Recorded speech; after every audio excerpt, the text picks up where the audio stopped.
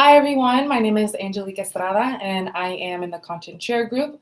Unfortunately, I won't be able to be here today and help tutor in the subgroups, but I did want to take some time and share my experience about myself and kind of what I went through when I moved here. So I was born in Bayamon, Puerto Rico, and I moved here around 2007 when I was 8 years old. I experienced a lot of culture shocks and a lot of cultural differences. And one of the biggest things I feel like everybody can agree on would be language. So in Puerto Rico, we speak Spanish and English, and I did go to bilingual school, but it was very basic leveled English. It would be considered maybe what you learned in middle school or high school, Spanish 1 and 2 levels, where you like try to think back, you're like, oh my gosh, I don't really remember what I even learned. And when the school realized that I was kind of struggling with the curriculum and going through that, they put me in ESOL classes. And that's when everything started to click a little better. Since then, after that, after I overcame that obstacle, I noticed all the different cultures or cultural differences in greeting a person. In Hispanic countries, you will notice that we give each other a big hug and a big kiss on the cheek. And that is not something that is done here. And I had to learn that the hard way when I tried to introduce myself to my teacher with a kiss on the cheek. And she was like, no, that's not something that we do here. And so that was a big adjustment. And then kind of leading on from there, I grew up, learned some more stuff and respected and appreciated both of my cultures in Puerto Rico and my American culture that I was raised in.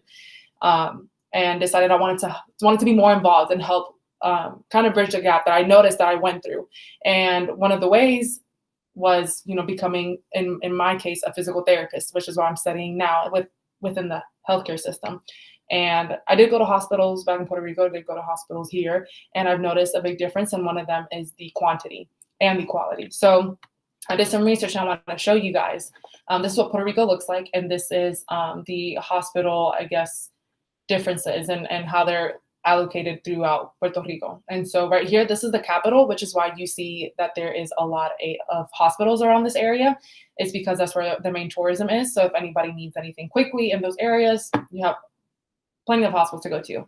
Versus here, this is where more of the rural places and a little bit urban places are.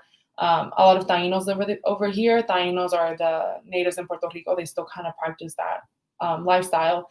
So if anything were to happen to them, you could see how there could be some problems. They don't have quick access to ambulances or hospitals or urgent cares or anything.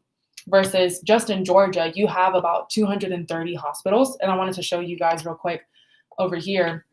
When you zoom in, you can kind of see how they're spread out and allocated. So a majority of them are in Atlanta because, again, it is the capital. It's where the city life is. And then the more up north you go, you kind of see that there needs to be a little bit of work here as well. But you have more than what you do in Puerto Rico as well. And so I wanted to shine light on that and even show the differences.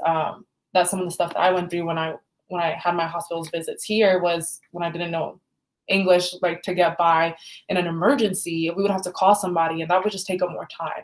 In an emergency, you might be trying to save somebody's life, and this is what we're trying to accomplish here: is get basic understanding of why somebody might be feeling pain, or what is it that we can do to help somebody in that sense of just bridging the gap in basic communication, which is the key to everything and the foundation, especially in the medical field.